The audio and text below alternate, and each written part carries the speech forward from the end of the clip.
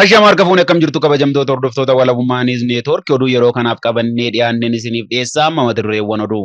Magaalaa Naqamteetti waraanni shiftaa Bilxiginnaa dargaggoota afur ajjeese.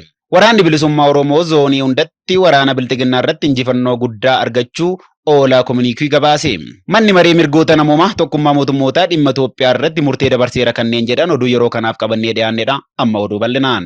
Magaalaa Naqamteetti waraanni shiftaa Bilxiginnaa dargaggoota afur ajjeese. Waraanni shiftaa Bilxiginnaa Wallaggaa Bahaa magaalaa Naqamteetti dargaggoota qaroo afur gaafa muddee 18 2021 galgala naannoo mana amantaa Ortodoksii Gabreelii magaalaa Naqamtee yookaan naannoo hospitaalaatti qabuun gaaffii tokko malee ajjeesuun reeffa isaanii laga harreetti gatanii uummanni akka hin kaasnes dhorkuu maddeen walabummaa Niiz Neetwoork nuuf himaniiru. Dargaggoonni Abubakar Nuuree, Nimoonaa Ijiguu, Amaanu'eel Habtaamuu fi Roobsan jedhaman humna addaa Oromiyaatiin magaalaa Naqamteetti rashaanamuun gabaafameera. Ajjechaa piipiin dargaggoota Oromoo irratti xiyyeeffachuun jumlaan raawwachaa jiru. Dargaggoota Oromoo qabsoo irraa jeelchuuf itti yaadamee kan raawwatamaa jiru akka ta'e ifoomeera. Murni Bilxiginnaa erga afaan qawween aangoo biyyattii qabatee as uummata Oromoo ajjeesuu fi hidhuu hojii idilee isaa godhachuun gochaa sanyii duguuggaa uummaticha irratti raawwachaa jira. Addatti immoo dargaggoota Oromoo irratti xiyyeeffachuun Oromiyaa bakka hundatti ajjechaa suukanneessaa raawwachuun gara jabummaa sirnichaa yeroo kamuu caalaa mul'isaa jiraachuun beekameera.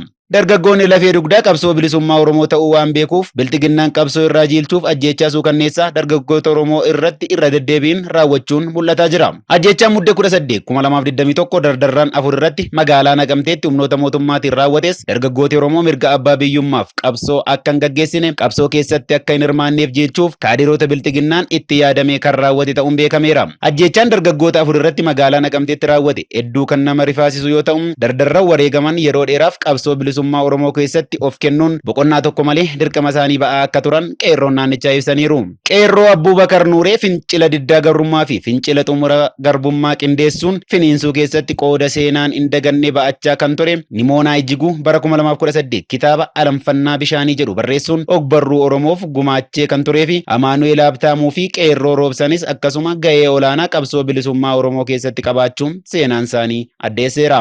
Abubakar Nuuree fi Nimoonaa Ijiguu bara 2019 magaalaa Naqamtee fi Finfinneetti humna tikaa piipiin qabamuun mana hidhaa komishinii poolisii Finfinnee fi Qilintootti hidhamanii waggaa lama booda ji'a muraasa dura manni murtii federaalaa bilisaan akka gadhiisan yaadatama. Dardarraan kun mana hidhaa irraa ba'uun osoo hin turin tikni Bilxiginnaa adamsee haala suukkanneessaan ajjeesuun ajjechaan jumlaa Oromiyaa guutuu keessatti uummata Oromoo irratti raawwachaa jiru daraan kan nama yaaddessu ta'uu kan mul'isudha. Bara darbe sadaasa 2020 magaalaa Naqamteetti waraanni Bilxiginnaa dargaggoota afur bakka tokkotti rashanee kan ture ammas gochaa wal fakkaataa waggaa tokko booda magaalichatti raawwateera. Ajjechaa dardarran kanneen irratti muddee 18 2021 magaalaa Naqamteetti poolisii humna addaa Oromiyaan raawwateen walabummaa Niiz Neetwoork gaddatti dhagahame ibsuun maatii firoota jaallan qabsoo fi hiriyootaaf jajjabina hawweera. Maa irratti uummanni Oromoo yeroo kanatti dammaqee wareegama ilmaan isaatti firii gochuun Oromummaa isaa oolchuuf yeroon itti qabsoo finiinsu amma jechuun qeerroon bilisummaa Oromoo dhaamuun hawaasni Oromoo kamiyyuu mana taa'ee dabareen du'a keessummeessuurra tokkummaan gadi ba'ee falmii ijibbaataa akka taasisu waamicha dhiyaateera. Waraanni bilisummaa Oromoo zoonii hundatti waraana Bilxiginnaa irratti injifannoo guddaa argachuu Oolaa Kominikii gabaase. Waraanni bilisummaa Oromoo zooniiwwan hundatti lola gaggeessaa jiruun waraanni Bilxiginnaa haleeluun kisaaraa guddaa irraan gahaa jiraachuu ibsa Oolaa Kominikii muddee 17 2021 baaserraa hubachuun danda'ameera. Waraanni bilisummaa Oromoo zoonii giddu galeessaa muddee 11 2021 godina Shawaa Bahaa aanaa Fantaallee bakka Haroo Qarsaa jedhamutti waraana Bilxiginnaa irratti tarkaanfii fudhateen 43 yoo ajjeesu hedduun immoo madeessuu beeksiseera. Kana malees tarkaanfii isaa itti fufuun muddee 13 2021 achuma aanaa Fantaalleetti waraanni bilisummaa Oromoo tarkaanfii Lissaa fudhateen humna diinaa gariin ajjeesee hedduu madeesseera jechuun Oolaa Kominikii ibseera. Ittuma fufuun muddee 15 bara 2021 godina Shawaa Bahaa aanaa Liiban Cuqqaalaa bakka Gaaleeyyii jedhamutti waraanni bilisummaa Oromoo tarkaanfii paatiroolii waraana Bilxiginnaa irratti fudhateen humna loltoota Phiiphii 7 yoo ajjeesu kaan madeesseera. Akkasumas meeshaalee waraanaa hedduu booji'uun qabsoo bilisummaa Oromoof galii godhuusaa gabaaseera. Haaluma kanaa waraanni bilisummaa Oromoo zoonii kibbaa muddee 12 2021 kaaba Oromiyaa Walloo aanaa Daawwetti tarkaanfii waraanaa diina irratti fudhateen hedduu ajjeesee gariin madaa'uu ibseera. Waraanni bilisummaa Oromoo zoonii kibbaas muddee 3 2021 Gujii aanaa Gorroo Doolaa kaambii Baddannaatti waraana Bilxiginnaa hedduu booji'eera. Akkasumas Gooroo Doolaa magaalaa Haraqallootti tarkaanfii fudhateen waraana diinaa 9 ajjeesuun 5 immoo madeessuusaa ibseera. Haaluma kanaan muddee 4 2021 godina Gujii magaalaa Nageellee Booranaatti waraanni Koloneel Abiyyi bakkeewwan waraana bilisummaa Oromoon to'ataman deebisuuf lola godheen injifatamee gara Nageellee Booranaatti baqatee beeksiseera. Lola kanaanis loltoonni PP 36 yoo ajjeefaman 37 madaa'aniiru.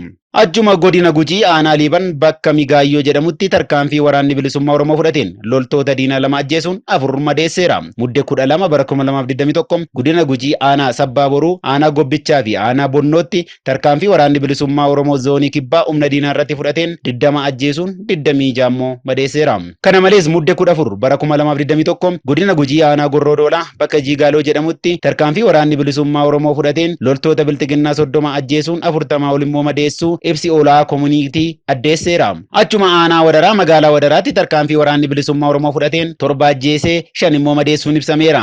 Ittuma fufuun waraanni bilisummaa Oromoo zoonii kibba bahaa muddee 12 2021 godina Arsii Lixaa aanaa Heebanaatti komaandoo waraana bilisummaa Oromoo tarkaanfii waraana biltiginnaa konkolaataa paatirooliin deeman irratti fudhateen loltoota PP 12 ajjeesuun 15 madeesseera jechuun olaa komuniitii gabaaseera.